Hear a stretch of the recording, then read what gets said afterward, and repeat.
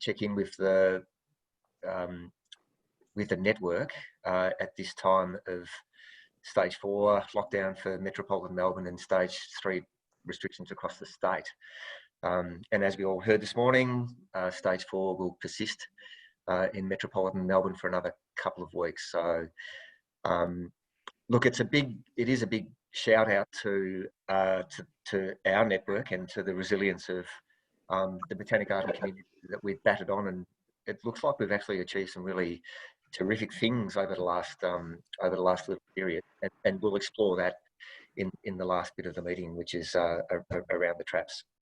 I would like to acknowledge that we've got Eamon Flanagan here. Eamon's the Chief Executive Officer of BGANZ. Chris Russell is joining us today, but has to leave at about 1:45. So welcome, Chris.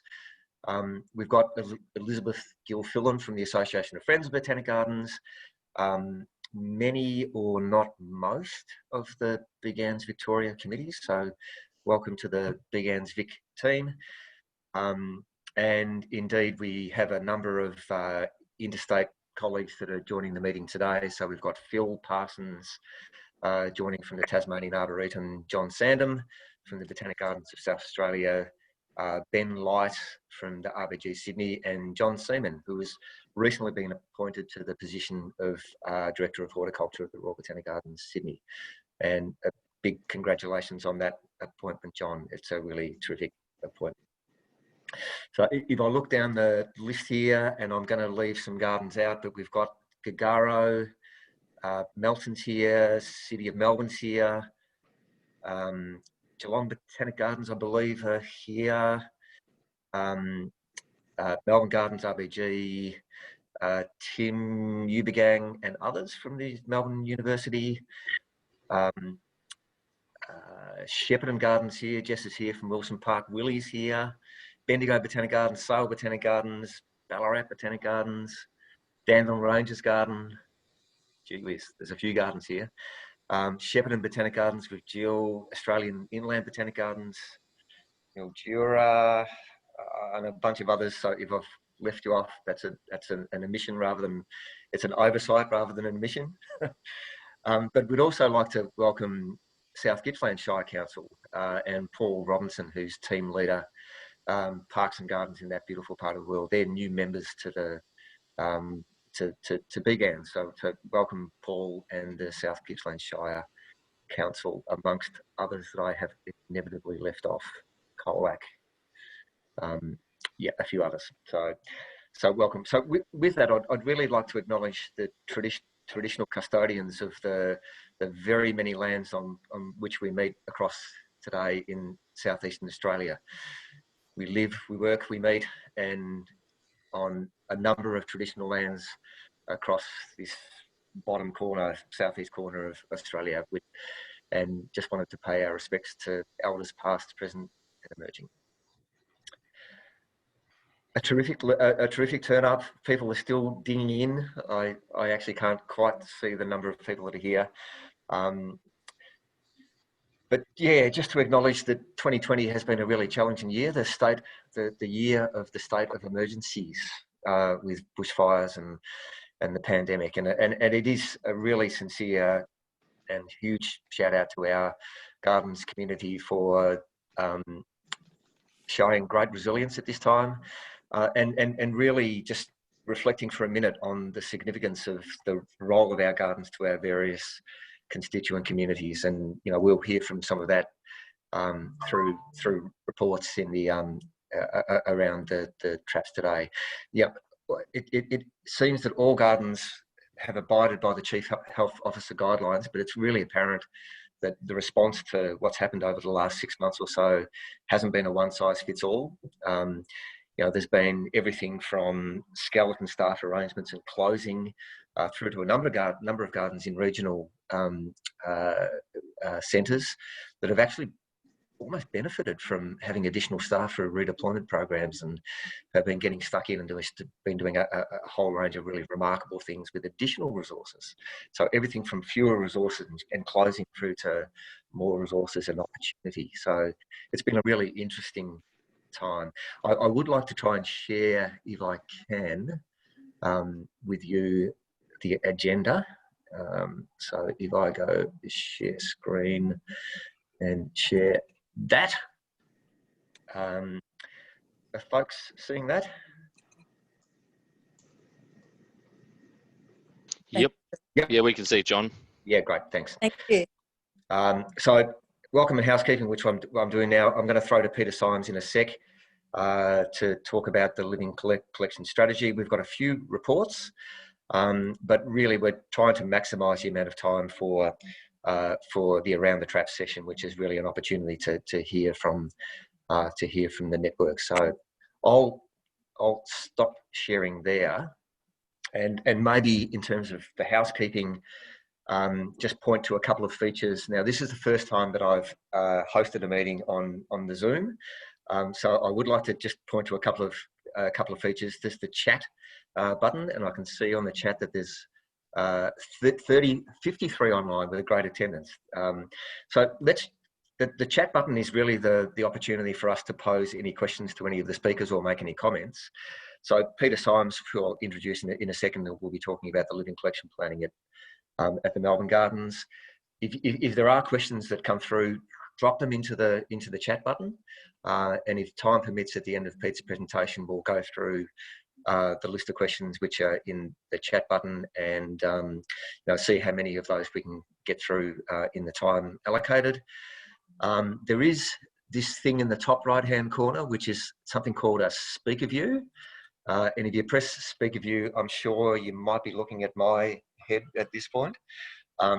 If you stop speaker view, you'll actually see the tessellation of all the folks which are in the meeting at the moment. So there are two different viewing modes in Zoom, and I'll talk a little later about how we might open the floor if time permits for any additional Around the Traps. Enough of me. I would really like to introduce Peter Symes to talk about the development of the living collection strategy for the Melbourne Botanic Gardens. Peter is the Senior Curator of Horticulture at the Melbourne Gardens, has been there for a long time. Peter is something of the engine room at the RBG Melbourne Horticulture. An extraordinary influential individual in the Botanic Garden network, and Pete has been the conduit to developing the living collections plan for the Melbourne Gardens. That's our main presentation. After the presentation, there'll be opportunities for a few questions. So if I could throw to Pete, and Pete, if you could share your screen, that'd be terrific. Thanks, John. Thanks very much. Share, and hopefully everyone can hear me. That's working. Yep, good, Pete. All good. I don't know how I'll get rid of all these people on the side here. Maybe I just go to, that's better. Now I can actually see what I'm talking about. So thanks everybody, and thanks for the opportunity to present this. I'm really only giving you an overview. There's a lot more to this strategy than what I'm actually providing, but just some key elements. One of the things I will say first up is this is not your typical collections policy, so it actually is the document's a combination of a strategy, collections policy, but also decision support and guidelines. So it's got more detail than what you might typically see as a strategy. And I also want to acknowledge there's been quite a lot of input into this from our engagement team, from science, but also, very importantly, our horticultural team have also been involved. So it's not just my work, it's a composite of work. Thought it might be good to remind ourselves what a living plant collection actually is. And we all sort of take this for granted, but it's very sort of basic form. It's a group of plants grown for a distinct purpose or purposes. And then we have, I suppose, a series of attributes or criteria that we would describe as a collection, whether it's for conservation or display, education, learning and interpretation or research, And some might also add recreation to this as well. But this is pretty typical for collections around the world. Most botanic gardens would recognise this sort of language, and the images you see here are, I suppose, snapshots of the collections we have and the themes with those collections, which I'm coming to. So within our living collection strategy, these are the themes that we're working with. And on the left-hand side, you'll see that the theme, and the right-hand side, you'll see examples of the collections that apply to that theme. And here again, fairly typical for a lot of botanic gardens to have this sort of thematics for their collections.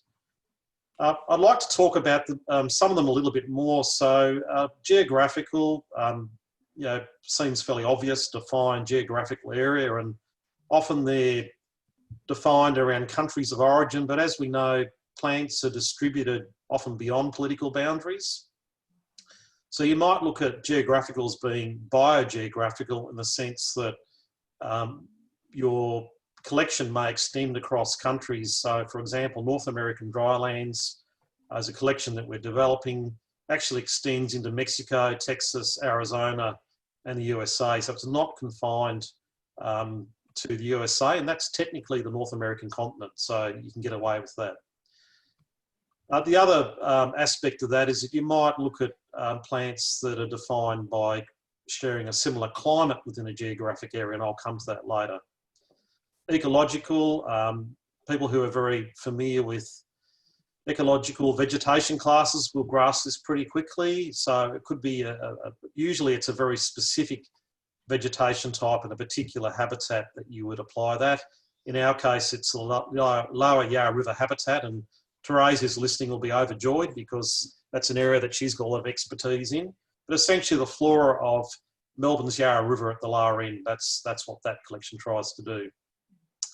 And the last one I wanted to talk a bit about was taxonomic and evolutionary. Typically it's genus-based or plant group-based that we might want to demonstrate evolution. But it can also refer to collections that have, say, co-evolution or developed adaptations that are similar because of the, I suppose, prevailing environment in which they've developed in. So the cacti and succulent collection loosely can include other plants. So you might have aloes, agaves, cactaceae, but also bromeliads, because one of the adaptations they share is a special type of photosynthesis called CAM photosynthesis. So they've all evolved this to cope with dry conditions. Then you have research and conservation. We're all quite familiar with these sorts of themes. Ornamental and cultural, which is quite a heavy emphasis in these gardens. In terms of our living collection strategy direction, we are working a lot harder on the geographical themes, which will become apparent. So why do we need a living collection strategy rather than a collection policy? I think one of the things we do have to keep in mind is that botanic gardens are actually social ecological constructs or social ecological landscapes.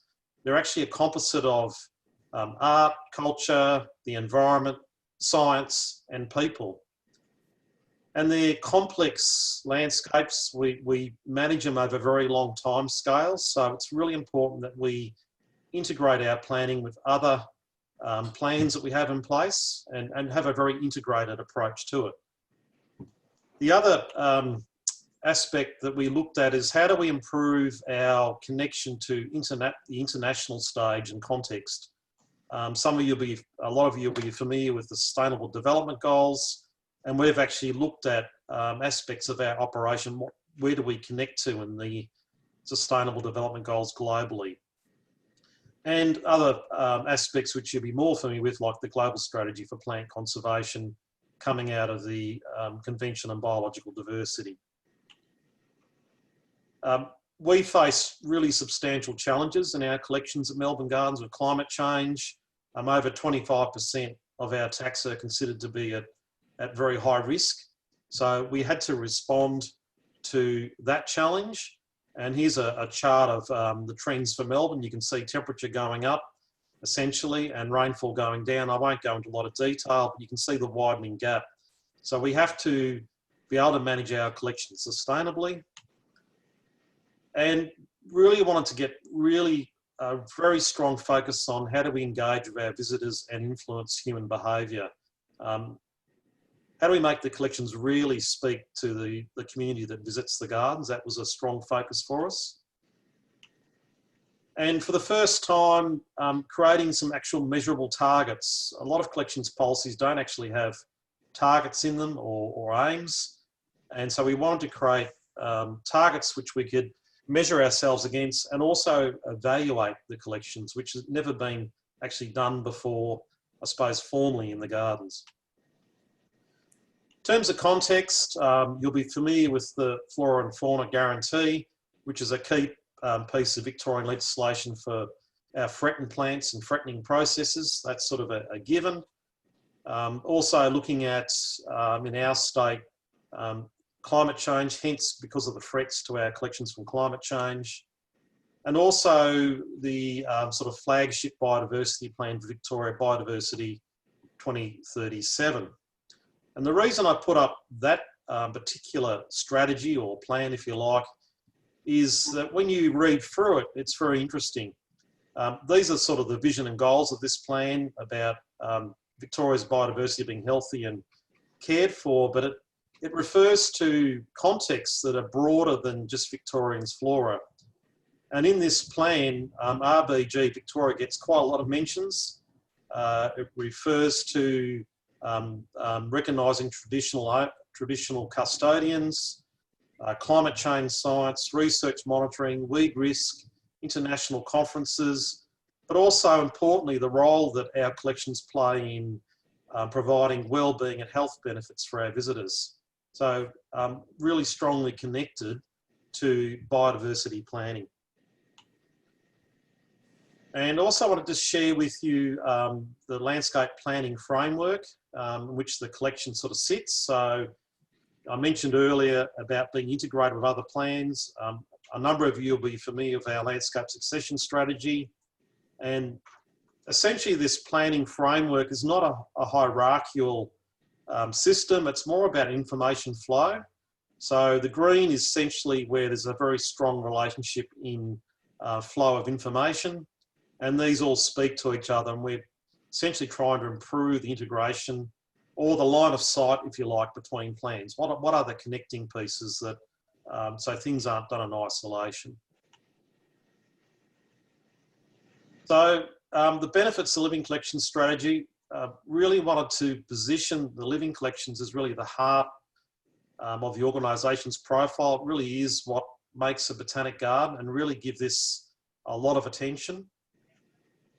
Really wanted to focus on professional development because the success of your collection is really linked to the skills of those that look after it, and I'll come back to that in more detail. The other consideration was providing a source of corporate knowledge. As an organisation, we've gone through enormous change over the last few years with restructuring and new people, and there's a risk that information gets lost or people don't know where to go to find a basis of information. So it was really important to capture a range of knowledge in this plan, and some would argue that possibly our strategy is a bit too detailed, but it's actually what we needed now. Also, you know, a really sound basis to engage supporters and seek funds. With the landscape succession strategy, we're already attracting donor attention, and we've already had funding to support some of the aims in that project, so quite important. And I'll come back to some of these other aspects further on. The other interesting finding was in developing the strategy was we actually started to look at things we could improve now, and already in the living collections database there's been improvement driven by the development of the strategy. So there's where you can actually improve things. Just an overview of the four main strategies within the living collection strategy. And these connect to 4 targets and about 40 actions. And I'm of course not going to go through every single one of them here today. But essentially, that's the four cores of the gardens. And of course, Renee's listening. I'm going to pick on her a little bit here. Picture of Renee there. And she's actually got ginger and turmeric growing in the herb and medicinal garden. So some of the techniques that are being developed are how do we cultivate new crops in our, I suppose, more display collections. And that's, you know, feeding into the excellence in which we curate. I wanted to just really delve a bit into professional development because I think this is a really key one for living collections. And there's been numerous botanical authors really highlighting how important horticulturists and curators are for botanical or conservation horticulture. And really you can measure the success and quality of the living collections right back to the people who are curating and managing those collections. So why wouldn't you invest in the people who look after these collections? Very, very important.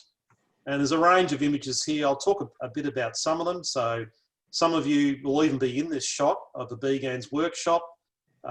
It's fantastic where BGANZ actually involves apprentices and horticulturists at these sorts of events, and I would encourage more of that.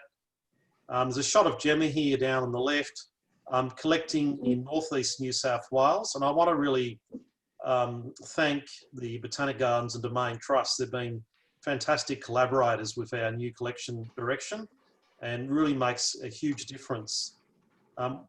Botanic Gardens can't afford to be competitive. We've got to become a lot more collaborative. So I'm really grateful for that. Joe in California here, learning about propagation. And this shot down the bottom I want to highlight because this is our horticultural team meeting delegates during the Climate Change Alliance that we held in Melbourne. And we've got people there from Israel, from China, and from the USA.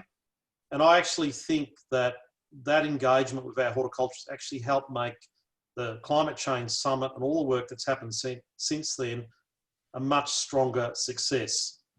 People out, Dave here out on top of probably 1,000-year-old Eucalyptus glaucescens, and here's Kate out in New Zealand at the front of a glacier. So this is the investment that's going on in our horticulturalists and curators. Learning interpretation. I wanted to look at this one.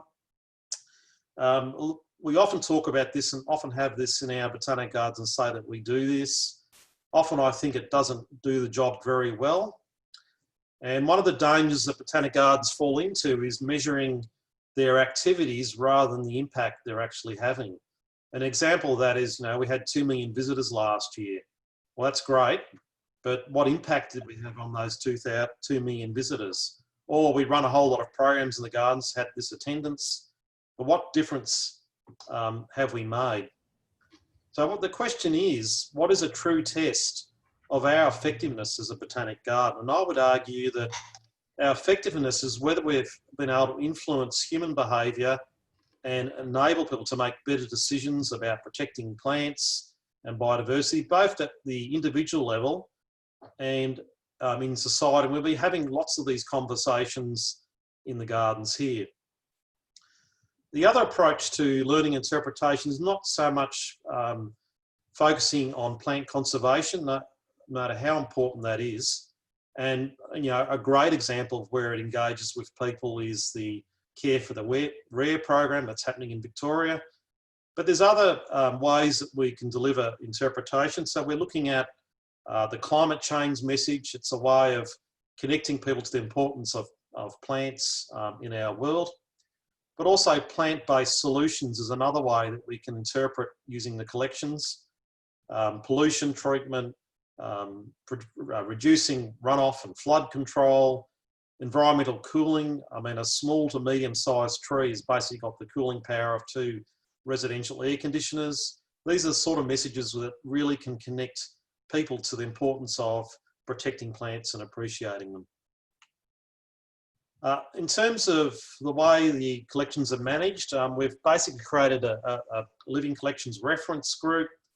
That group comprises a representative from science, or a botanist if you like, but also our engagement team, the management level, the curator and the landscape architect. So this performs a a reference group in looking at the way overall that our collections are managed and how we evaluate them.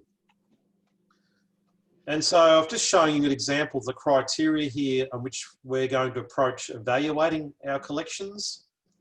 And it looks a bit confronting and a bit frightening, I guess, for some. And one of the things I emphasise, it's not so much about identifying collections that perform not as well as we would like, and maybe even consider de-accessioning or stopping that collection development, but it may be more about looking at what areas we need to improve. So it becomes a way of examining the weaknesses, if you like, and how do we actually shift those forward. Now, is the collection still relevant to current botanical and societal issues? Does it sitting within the RBG's mission? What do we have the resources to continue to sustain that collection? Does it sit within the climate? These are all sort of considerations, and it gives us a point in time in which to stop and measure. And really it's fitting into your typical adaptive management cycle where we're setting targets, we're implementing those, we're looking at the evaluation side of things, and then adjusting and moving on from there. In terms of where the living collection strategy looks like for management plans, we basically create a 5-year plan, and we have these management plans in place already. We do have to actually work through these and review them, and we're sort of in the middle of that. But this is an example of the sort of template, if you like, for the front page of a living collection management plan. It's a 5-year plan, and from that, we feed that into an annual plan. And if you like it, you could see it as a bit of a shopping list. I don't want to sort of demean it because it's actually quite important, but that's essentially the action plan that the curator of a given collection works to. It's been interesting with COVID-19. I'm basically getting run off my feet with horticulturists working on these from home, delivering a whole lot of things. So it really makes it very much a targeted focus to pushing the collection forward. But we have challenges still, and we've got really substantial challenges in increasing our plant diversity from where we are, and also particularly with a focus on climate change, but also trying to improve the proportion of wild provenance source plants, because there's just so many values to doing that.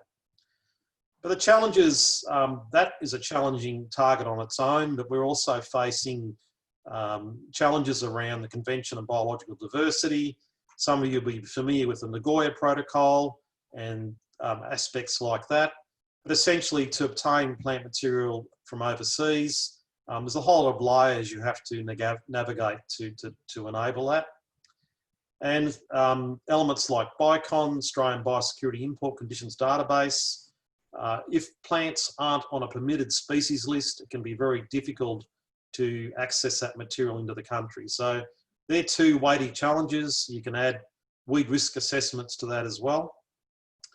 But essentially, we're looking at a platform where we're looking at our, I suppose, national opportunities in Australia. And, we've been working closely with the Botanic Gardens of Adelaide and Royal Botanic Gardens and Domain Trust in Sydney.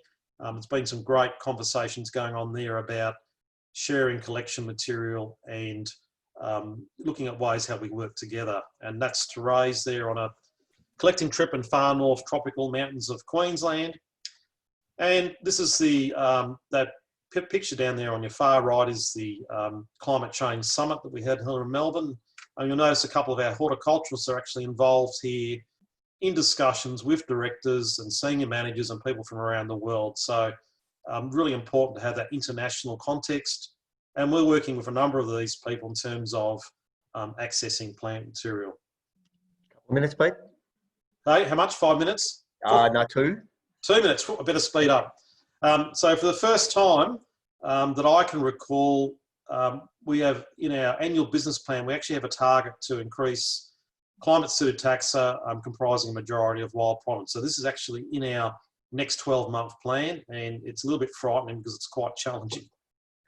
I want to talk about some of the opportunities This is a map showing, I suppose, an intersect of a temperature range and rainfall. So looking at 17 to 21 degrees and 200 to 1100 millimetres. And we're looking at geographic regions around the world. And you can sort of pull those out as a bit of a focus point. And these are some of the plant species that we're potentially looking at in terms of focusing on areas for developing the geographic collections. I'm almost done, John. One of the things that really came out of this process was there's real opportunities to support others in their development of collection policy. Basically conducted a worldwide literature review at the time, and there was some quite strategic gaps in policies and plans. We didn't actually find any strategy that really fitted our needs, so we had to develop our own. And during this process, I've had numerous requests for people wanting copies of it, which suggests there is an appetite for this sort of document.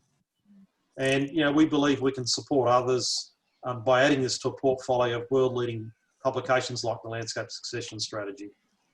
We've got some strengths. We want to build on these. So, these sort of results actually surprised me when Paul Smith from BGCI reported on this. I was a little bit shocked where we sat, and we want to sort of continue that position, particularly with the diversity. But almost at the end, John, but surprisingly, when we did a bit of analysis, we found that with all the taxa that we're growing, we're basically globally representing most of the countries of the world. And that was, some of this is really good messaging for us. But I say to you who are listening, finding some messages about your collections, your garden, in which you can position yourself, this sort of thing does get donor attention and support attention. Thank you very much. Terrific, Peter. It's we would all do the virtual clap thing, I'm sure. Look, we've got a couple of minutes for questions, or a minute for question. There is a question here from, it looks like Phil Parsons. Yep. Phil's, as I'm sure we all are liking and indeed loving the idea of collaboration. Phil's pointed out that Tassie has a cooler climate, so what about sending threatened plants threatened by warmth to the Tasmanian gardens through partnership arrangements? Any thoughts yes, on that? Open to that idea. We've had yeah, there's certainly potential for that, particularly species that may have rare and threatened status or been wild collected. So certainly open to that idea of the meta collection where material is grown across a number of gardens. So yeah, the answer is yes, we'll definitely be considering that sort of thing. Okay, fantastic.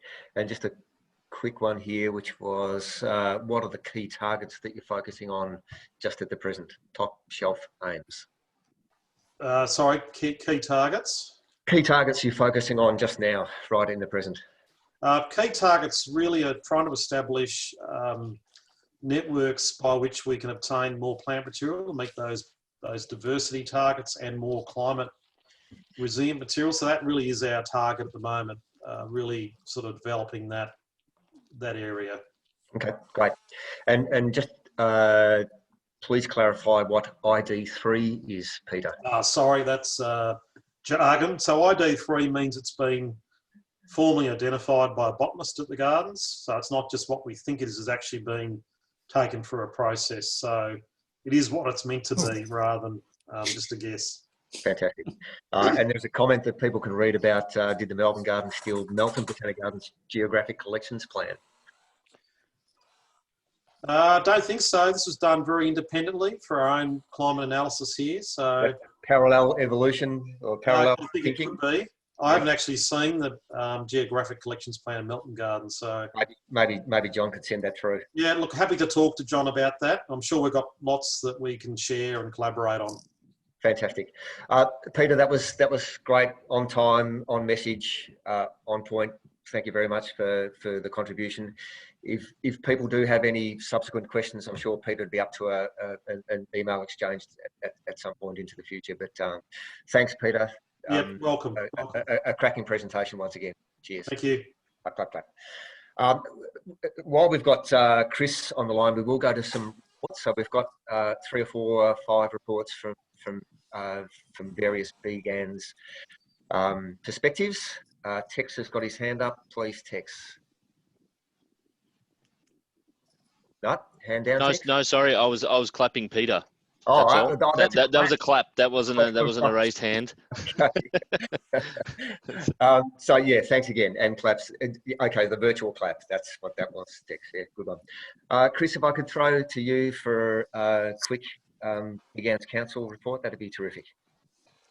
Thanks, John. And look, great to see we've got nearly 60 people online at the moment, which is just awesome. So, and I think I'll keep it brief because I agree that around the traps is really, really important. I'm sorry to miss that. I'll miss most of that. But I guess if there is a silver lining of this COVID-19, it is the fact that we're now doing this sort of thing. It's really forced a lot of us to embrace this online networking, which really, whilst obviously it's different to being in the same room as people, for a really dispersed membership group like us, it makes absolute sense that we use this. And we've seen this through, you know, the Botanic Gardens Day forum, discussion group, as well as a number of other sort of BGANZ online things and BGen get-togethers online. So good to see good things come out of that.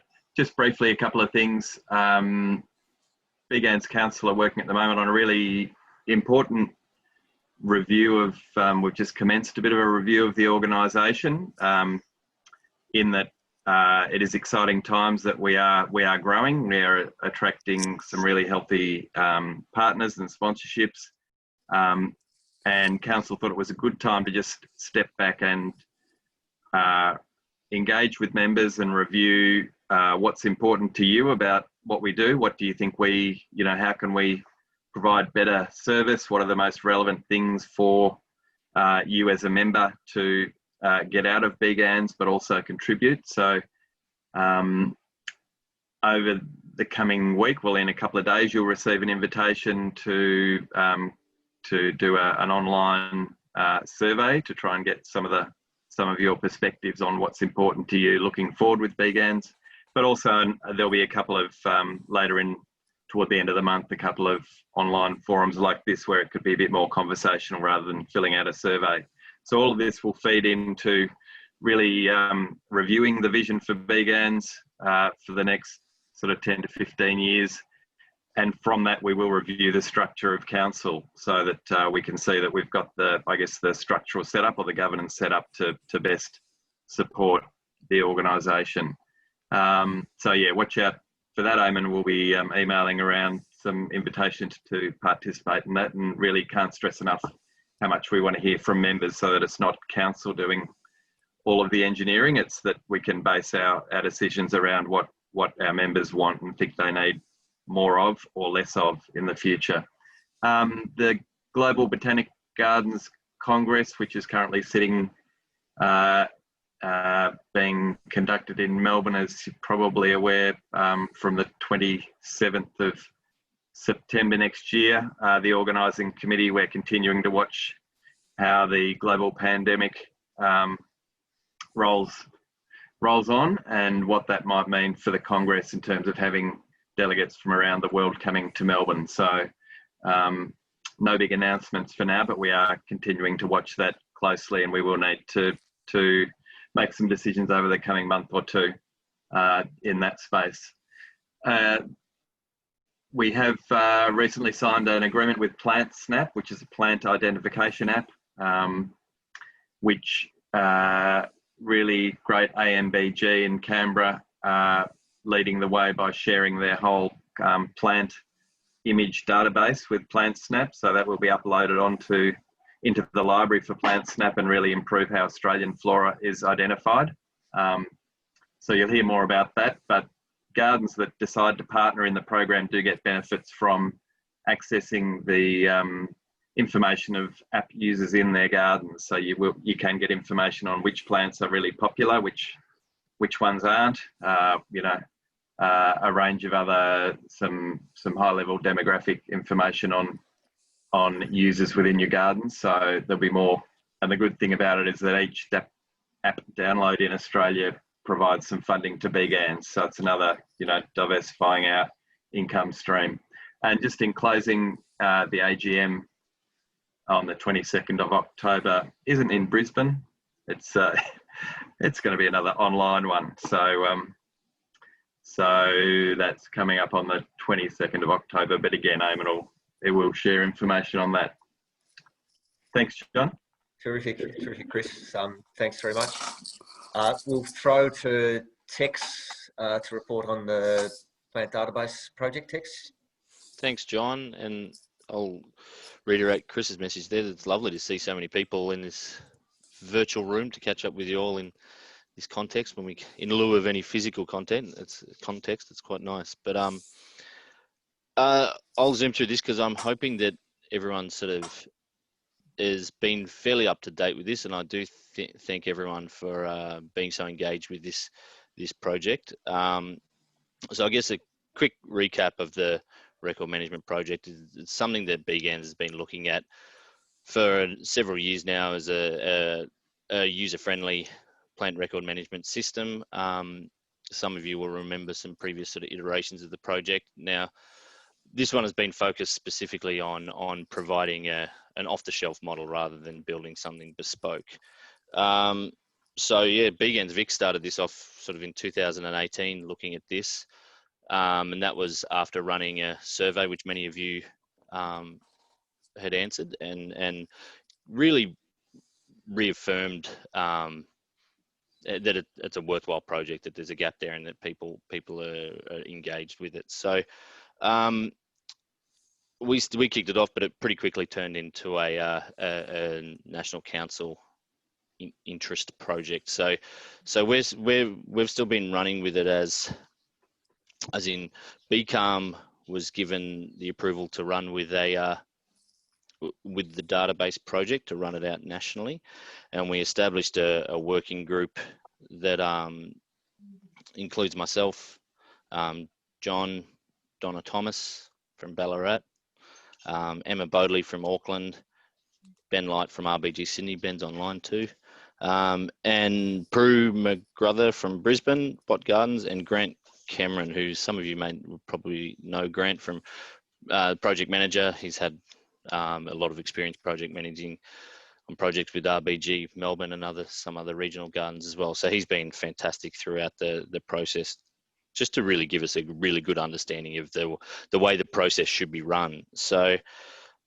I will take the opportunity to thank Donna for her involvement and expertise throughout the project, and also John.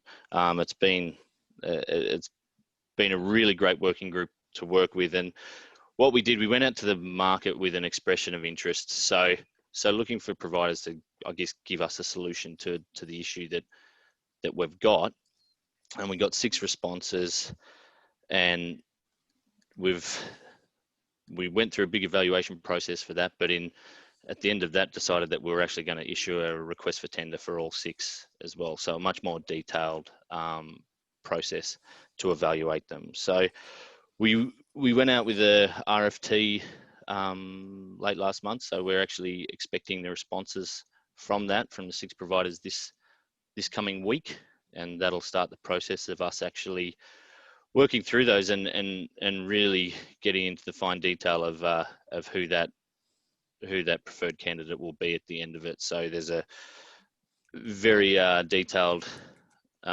documentation that went out, so it's going to be quite a process to go through. We've got Grant Cameron again has sort of provided us with a really detailed evaluation criteria. So it's a really thorough process that we're going to go through, and again, just to try to get the right candidate at the end of it. And I guess things of note is that whilst it is a national project, the idea is that we're going to run it in 2 stages, and we've got approval from council to do that.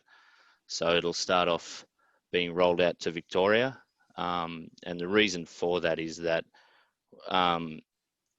we saw that the Growing Victorian Botanic Gardens grant funding was a potential source of funding, and obviously that will only that if successful, that will only fund the Victorian component of it. So it seemed like that was a really good place to start. But also from a BGANZ national context, Victoria tends to be, it has the most membership and tends to be quite engaged. And so we put some of you would have seen the recent survey that went, or email that went out, asking for expressions of interest. And we got 17 gardens came straight back and said, yes, we want to be involved in this, and a couple of maybes on top of that. And definitely, if this is piquing anyone else's interest, feel free to get in touch and make sure you're on our email list so you're kept up to date with this process. So stage 1, Victoria, stage 2, rollout nationally. So I think that's the main thing. The only other thing worth noting, I guess, is that we've been very clear through this that this is a system that we want to roll out to regional botanic gardens. It's certainly not excluding major metro gardens by any stretch, but that's not the sort of demographic that we're pitching this at. We're not pitching it. I guess major metro gardens generally have their own system. They've got dedicated staff for that sort of record upkeep.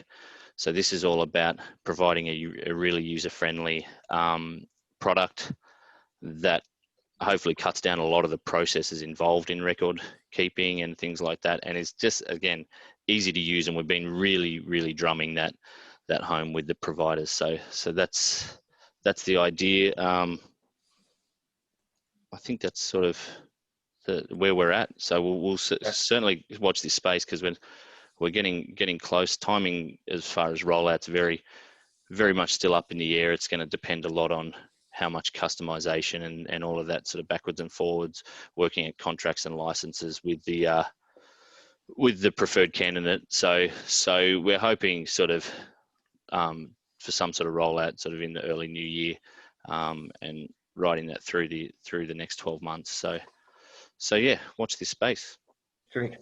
Thanks, Tex. And just a thanks from the whole BGANZ community for your efforts in this. It's been a lot of extracurricular activity for yourself, and it's taken up many hours. So thanks, mate. No, it's a pleasure. Thank you. I'll throw to Lorraine Callow if I could. This weekend has been bookended by a BGANZ Vic meeting on a Monday, but there was a cracking meeting of the BGN group on Friday. So Lorraine, are you able to just quickly give us an account or report from that meeting? Yes, sure. We attended the meeting last Friday, run by Julia Watson from the Auckland Botanic Gardens, who runs a sensational meeting, I've got to say. And it was the Education Botanic Gardens Education Network with more than 45 participants. And the thing we talked around was new approaches to digital learning. And we were lucky enough to have the Royal Botanic Gardens Vic education team, Emily Barrow and Ella Mulvey, talk about some of the innovative projects and some of their approaches to moving to designing programs that are designed to be delivered using digital technology in lieu of being able to actually deliver programs face-to-face, as we're in the middle of this COVID situation. So I think 3 of the key takeaways for me from that meeting was just how the meeting demonstrated just how creative and committed people are to continuing to deliver programs during this time. I was really taken just with the level of ingenuity that people had expressed by pivoting to digital platforms and creating new content. The other one was, I guess, that people demonstrated that the ideas and the methods that had been developed to deliver digital programs, some of those methods are going to be useful going into the future. Sorry, I'm distracted by sounds there. I hear somebody calling in.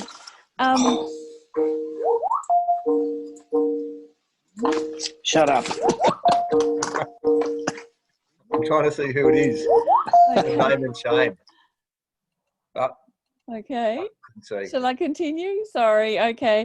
I'm not sure exactly when that clicked in, but yeah, the creativity and the commitment of people to keep delivering programs was one of the key themes. The second one was the group demonstrated that ideas and methods that are being developed now to deliver programs during this COVID pandemic are going to be useful going forward to reaching much broader audiences. So things that we develop like tours online or schools programs that can be delivered online will be valuable going into the future. So even once we come through the no face-to-face contact. And the third really valuable point for me, the meeting really reinforced the value of networks as places of support and a chance to support each other. And you know, we did talk in the group about the notion of being a little bit, some of us maybe feeling a little bit disconnected from our workplaces, or some of our friends group may be feeling a bit disconnected, and that a network meeting like we had last Friday was a great opportunity to connect. So thank you again to Julia for coordinating that meeting. Terrific, Lorraine. Thanks very much. And I've just got a note here from AMA, just sort of noting that the BGANZ is both engagement and education, and Yeah. you know, so there's a broadening of the term of the sort of the B. I guess BGANZ flipped from being an education network to an engagement network in this current iteration of no, not at all. In this current iteration of BGANZ. So thanks for that. Thanks for that, AMA. Really quick Care for the Rare report, Mandy, and keep it as brief as you'd like. We've only got a couple of minutes. Hi, everyone. Lovely to see you all. Sorry, I should introduce Mandy as the team leader of the nursery at the Cranbourne Gardens. I was going to say, for those of you who haven't met me, I've been charged with growing with my team and many other people all the wonderful plants for Care for the Rare. So a big thank you to Tex Moon, Jill Grant, lovely to see your face, and Lawrence Towers for coordinating that with me this week. So we've got about 115 different genus going out to the 3 botanic gardens for planting this spring, and some upwards of 16,000 plants in all, various shapes and sizes. So that has been fantastic, and a big thank you to all the staff in the nursery, but also with the support of a range of individuals from the Victorian Conservation Seed Bank at Melbourne, the Melbourne Gardens Hort team, Dave Roberts in particular, and a big shout out to the Australian Plant Society and their study groups, the Acacia Study Group in particular, for assisting us with sourcing a lot of the material, as well as the Field Naturalist Society in Victoria, who have been wonderful. And we're hoping to be able to do a bit more wild collecting of some of the trickier taxa going forward. So there'll be another reissue of plants to those 3 botanic gardens in autumn next year. So we're currently propagating and growing material for sale, Wilson Botanic Park and Ballarat. So hopefully we'll have lots of lovely plants for you guys next autumn in 2021 for planting. And also as part of that project, the funding from the Helen McPherson Smith Trust will allow us to work with individual participating gardens on developing the very important interpretation plans for each garden. Obviously that's been put on hold for now, but we're working with BGANZ. John will be working with the interpretation toolkit, which will go out to each botanic garden. So COVID's stalled that a little bit, but we'll get there in the end. The main thing is getting the plants to you all. And the funding also allows for us to be able to, within the BGANZ network team, field the idea of new botanic gardens to this project, which I'm sure there'll be a lot of hands up if you're interested in that. Yes, Charlie, I see your finger. I'm not sure if we can get them to WA, but it would be lovely. Maybe you could send us some plants. So all this lovely Care for the Rare material within Victoria has been a great success, and we really look forward to being able to do more in the future. Aside from that, we've also been working on some wonderful plants from the cloud forests up in far north Queensland, really spearheaded by Warren Warboys, and really in association with Melbourne and Cranbourne Botanic Gardens, as well as a plethora of botanic gardens around Australia. So I might throw to you, John, to discuss that project in more detail. Yeah, sure. Look, but we probably don't have a lot of time to go into that, but it's this really cool, the term is meta collection, and I can hear my staff having a little bit of a giggle about the term meta collection, but it's about botanic gardens collaborating and distributing some really interesting material across a range of botanic gardens up and down the eastern seaboard and into Tassie. The cloud forests are, there's a whole range of endemic species that occur nowhere else but these few peaks, and potentially under a bit of threat from a warming climate. So it's a multi-site conservation project, which our nursery, the Cranbourne Gardens Nursery, has been heavily involved with, amongst a whole heap of others. National Botanic Gardens, Sydney Botanic Gardens, and so on. Yep. John Sandham, you've told me that you can do this in one line. Yes, I can. If you're enthused by the things that Peter talked about earlier on, and we're also stimulated by the report of BGAN, BCALM is really a collections and records management network, which will not only contribute to professional development, but as you were saying there, mega collections across both these countries, because we forget New Zealand briefly there. And if we can get that active network going, like Julia has with BGAN, we can share the load and progress all our collections and their records management and have a much bigger clout. That's me, John. Fantastic. That's great. And that's the thanks, John. That was really good. Thanks for all the reports from BGANZ Council and various working groups. We are going to swing now into Around the Traps. And Around the Traps is just an opportunity for gardens to report on what they've been doing over the last little while. I have got a good number of gardens that have volunteered some Around the Traps updates, so I'll start with them, and if time permits, we'll open the floor to other gardens. So if I could ask Doc McDonald, if you're there, just to a quick update on some happenings at the Gagaro Botanic Gardens. If you're right to go, Doc. Yeah, thank you, John. A bit of background, perhaps, first before talking about more recent events for people who are not familiar with the Gagaro story.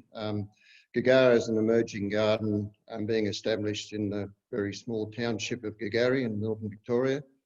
We're about half an hour west of Shepparton. The community acquired the land on which the garden's being developed when the Hines Company closed their processing facility in the town in about 2013. And we've been working towards establishing the garden ever since then. TCL produced a master plan for us, I think, in 2013. We've done a lot of work on our governance structure and actually made a start on the garden, but the most recent, probably most exciting event has been the completion of the detailed design of the first phase of the garden. We were to release that to the public on April 23rd, coinciding with the BGANZ meeting, which was cancelled, of course, for the obvious reasons. So we decided to go with a digital launch, and that's occurring on Monday, the 21st of September at 1:30. And we'd love to involve as many people as we can. Fantastic. It's great. I mean, Gagaro Gardens is how many folk live in Gagaro, Doc? Just under 200, John. 200. Yep. All strength to your bow. It's a garden of a community for a community. Yeah. Phil Parsons from Tasmania. Just before I finish, John, yeah. If my email could be circulated to those involved today and throughout the BGANZ network, I'd be happy to include an invitation to them from TCL to participate. Fantastic. Okay. Take that as read. Take that as read. Phil, Tasmanian Arboretum, an update from down south. It feels there. Let's have a look. Hang on a second. Talking on mute. He's talking on mute. Hey, Phil, you're still on mute there, mate. Hey, while Phil's working out how to unmute, John Bentley, Melton Gardens.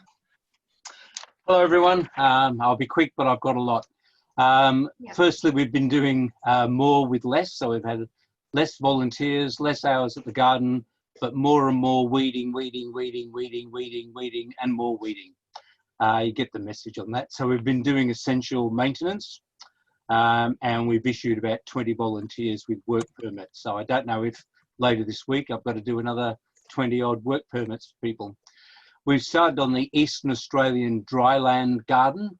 That area's been ripped and we sprayed a few times. The landscape plans are in, and we've got showcasing 11 bioregions from outback Queensland to the Wimmera. And many thanks to Warren and the people at Cranbourne for helping with the plant lists for those bioregions. So that's been good. Now we've just got to source all the plants. And the work's on hold, of course, and next we'll get the bobcat in to shape the beds. We've got a number of Indigenous plantings to showcase plants of Melton.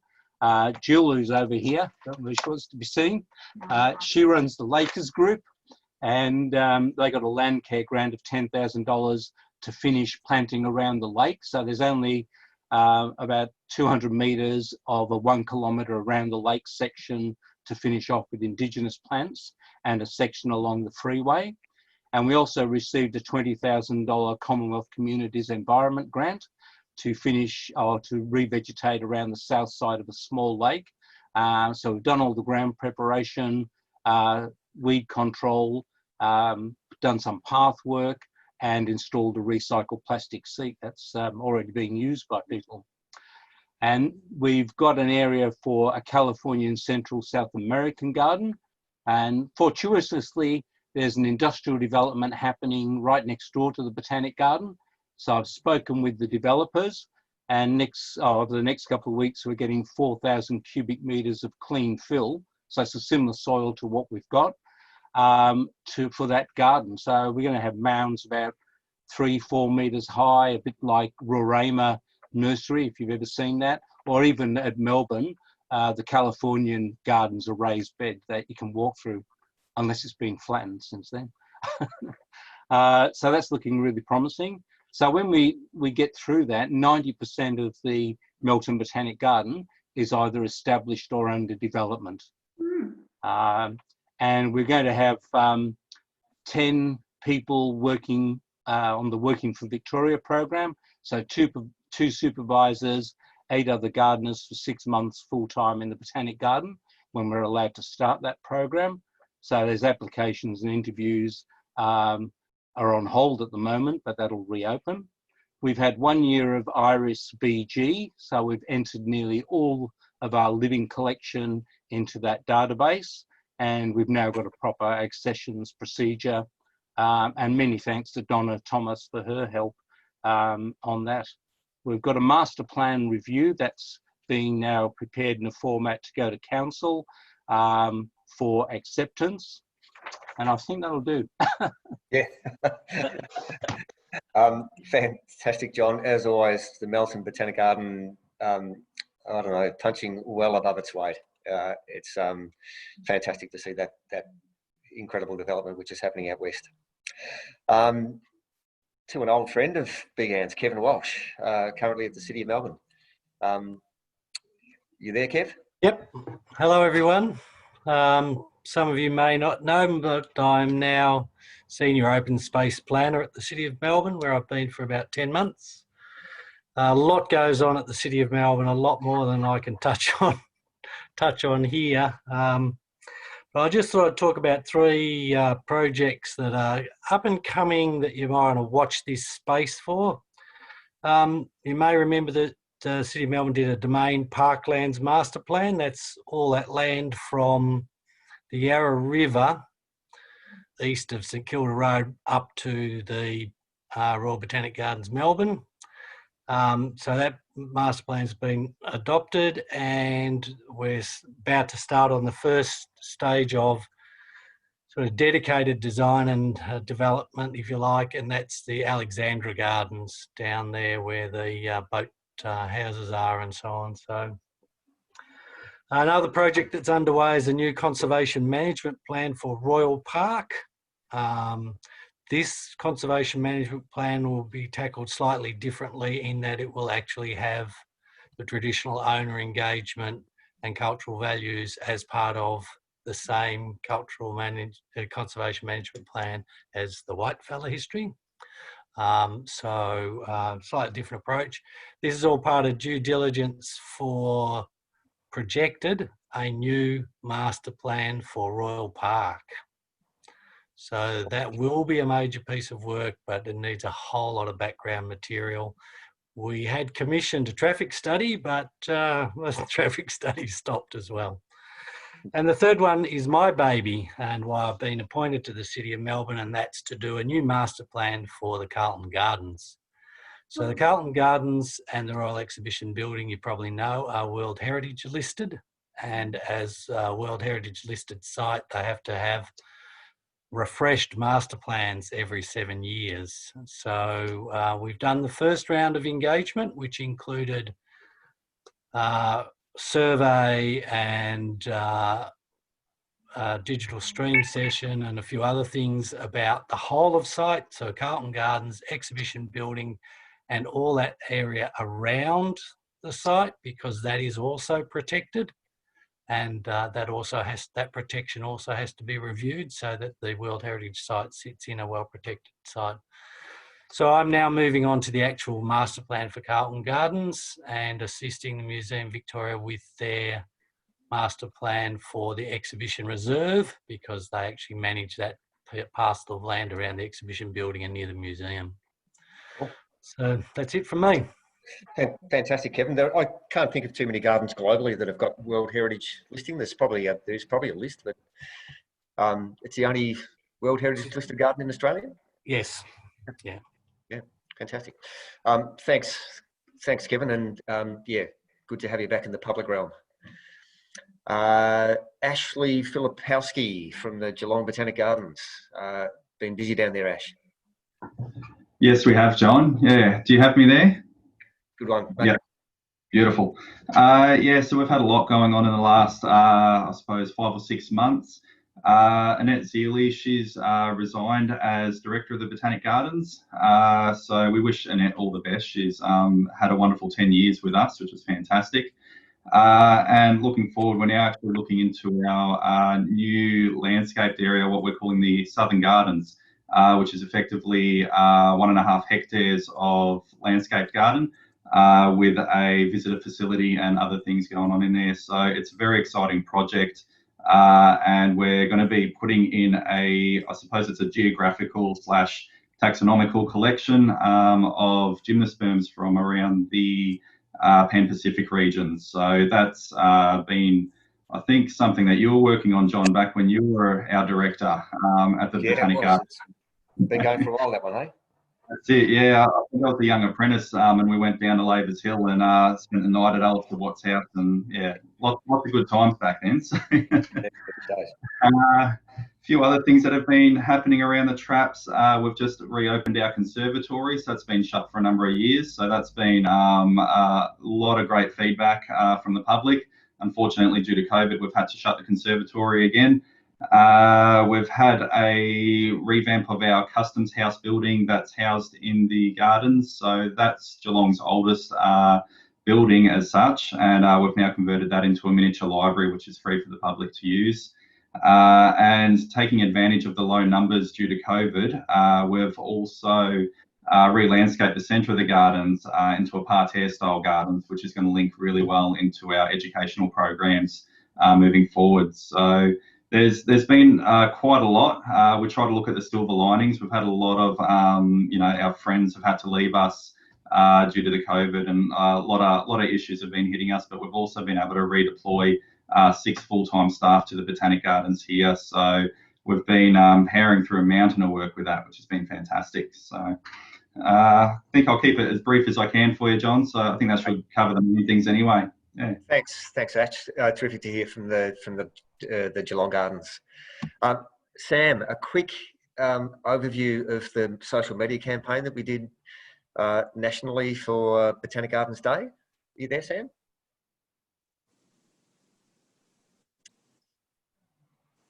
Not Sam on the line. That's okay. We can. Claire Hart. You there, Claire, to talk about the Climate Change Alliance? Claire, still with us? People are dropping off. Justin Buckley. Are you there, Justin? Yeah, hi, John. Hey, mate. How are you? You've been doing some drainage works. We have. So bear with me. It's more interesting than it sounds. But with all our National Trust properties are closed to the public at the moment, and we've got a skeleton crew doing work behind the scenes. But we were lucky enough to get a federal government grant earlier this year towards rehabilitating the drainage system at Rip and Lee. So some of you may know there's a pretty amazing 19th century irrigation and drainage system behind Rip and Lee that means almost 100% of the property is watered by non-potable water. And I guess this was the last piece of the puzzle of 20 years worth of work, really bringing it up to a modern, efficient system.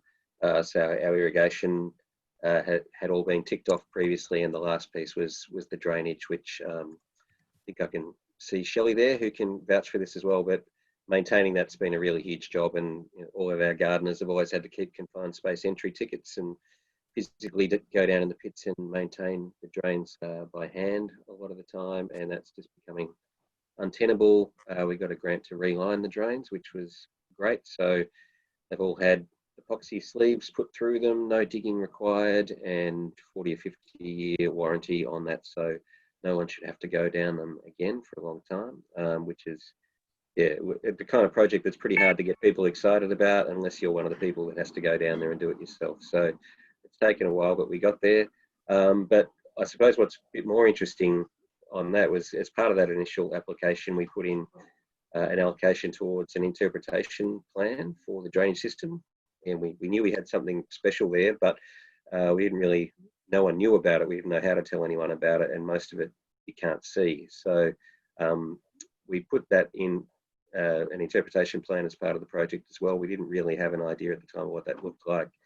Since then, we've met a team from Monash University who are doing some really interesting work in this very area, in this very part of town. So they are looking at, they're literally mapping what you call an underground atlas of Melbourne. So especially through that Glen Eira southeast pocket of Melbourne, where they've mapped where all the original waterways were, how they've changed, how they've been redirected, how they've been built over, and a kind of working through issues as to how do you interpret things that you can't see? How do you interpret heritage that no one knows is there? So it aligns beautifully with what we're trying to do as well. And I suppose as we've drilled down into this with them, is that it also identifies there's a lot more than just one sort of kind of heritage value at play here. So it's, there's 19th century engineering heritage values, there's great water management values.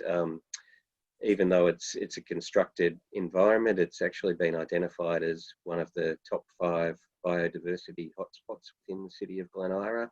So basically, you build the water and the biodiversity comes. And of course, the mapping that they're doing takes us back through the pre-colonial history of that area, and something we also haven't really worked out how to explain very well. So we'll be able to also interpret the cultural heritage of that area as well. So currently a bunch of third-year architecture students working on some plans for how we might interpret that and what that might look like. And of course, some of the things we've already talked about, digital, that kind of thing, will hopefully be part of the plan. But I guess, watch this space as that's due to finish in the middle of next year. And hopefully, somehow you'll be able to see and understand more about the drainage system beneath your feet there.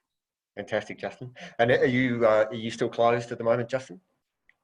Yes, we are. So, and not really clear when we'll be able to open again, but hopefully sooner rather than later. Yep, great. Thanks for the report, Justin. Tim Ubergang from Melbourne University. You've been working on a master plan? Yeah, hey John and everyone. Yeah, the first 6 months of this year has been quite busy for us. With the money we received from the 2019 Growing Victoria Botanic Gardens grant, this is an opportunity to finish stage 2 of 3 stages of our master plan, and saw the expansion of 3 of our subclasses, which is the part of the master plan which is going back to is going to be reminiscent of the circular part of the original 1856 design. That saw the expansion of the Delinidae subclass, which is Ericaceae and Mulvaceae, the Zingiberidae subclass, bromeliads, gingers, bananas, and the Caryophyllaceae subclass, which is Cactaceae, saltbushes, and even Drosseras and Sundews. And also we had funded, as part of that, was the concept design for the interpretation strategy for the system garden. So that's going to be a really important benefit for all visitors to understand how the evolution arrangement of all the plants, but it's also going to provide opportunities for educational groups that come to the garden, particularly primary and secondary school groups, and a way to include, as others have been saying, digital elements for teaching and learning. And if we're successful for the second part of this year's part of the Growing Victoria's grant, we'll actually manufacture all that interpretation, which will be fantastic. And finally, I'll just say that we're also really excited because the Australian Rainforest Boardwalk won the prize for the best small space at the Landscape Awards. So that was a nice little bonus for the times we're going through. Nice. Yeah, so that's about it. And look, everything since we've the last 12 months after construction is growing so well. And it's just a shame that people can't see it, because all our peas are flowering so well. It's extraordinary. It's really good. Yeah. We're experiencing the same thing, Tim. The Australian garden, I think it's about to have its best flowering spring in its history, and at the moment the gates are closed. It's funny thing. Thank you. Thanks, Tim. That's terrific. Could I throw to Elizabeth Gilfillan from the Association of Friends of Botanic Gardens? Welcome, Elizabeth. Thank you, John. Really good to be with you and tell you a little bit about what the Friends are doing. We're still surviving as Friends groups around Australia, keeping everybody together. We missed out on our very much awaited Banks and Solander conference in Brisbane, which was a huge disappointment. And our new administrative assistant, Chantel, is from Brisbane. So we're making lots of new contacts up there, which is great. And we're planning for our next conference in 2022 in Eurobodalla in New South Wales. And the theme of that conference is Thriving Together, Resilience and Renewal in a Changing World. So it's going to be an exciting conference in Eurobodalla. They've been through it all in this 2020, a bit more than Have you heard how they're tracking? Have you heard how they're tracking? Really good, thanks, John. Good, great. And happily, you know, they've had their ups and downs, as you can imagine, very much so. But the positivity and the community pulling together is amazing. The garden was literally wiped out, and then in the recent flooding they were swamped with water, which washed away a lot of, so there's not much to show, and that's what they said. They'd planned this conference before the fires, and they felt they could keep going. But then when COVID and the flooding came, they thought, you know, there's no way. But they've bounced back, and they said there's not a lot to show, but by the next 18 months, there'll be a little bit of something to show. So all the friends groups are well behind them, and I think it'll be a great conference. Yeah, fantastic. Yeah.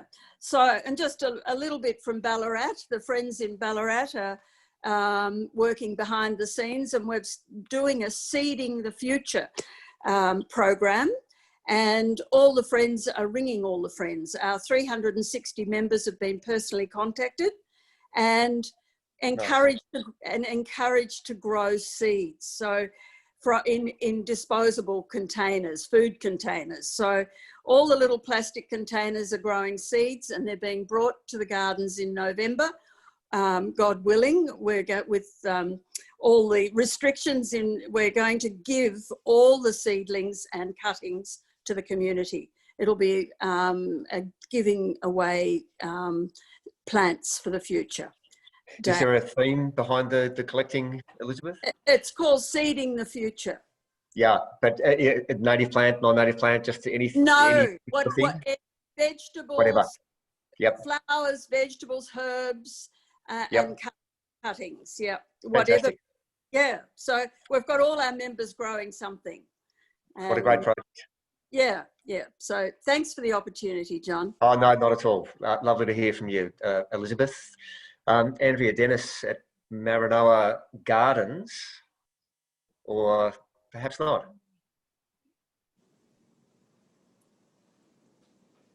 Sorry, Andrea, can't hear you. Is that better?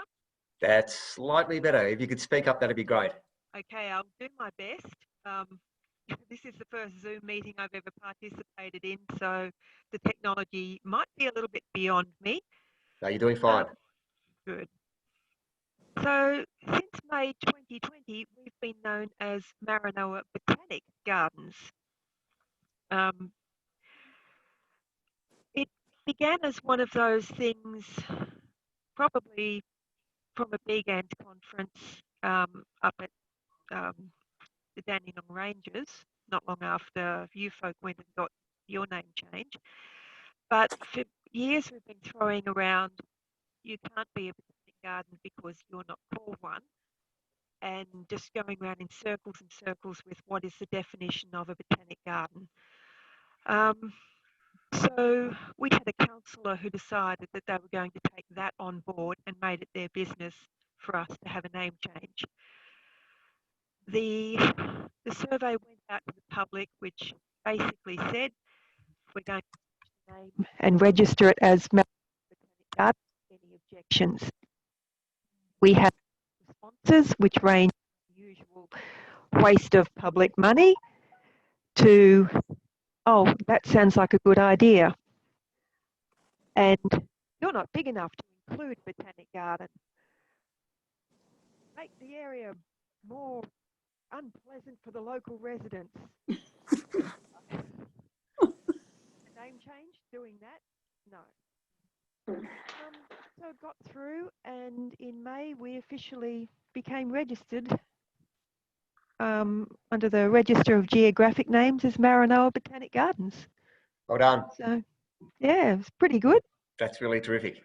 And now we've just got to change the signs a bit and our logo, and most of that will just be picked up as part of the normal budget.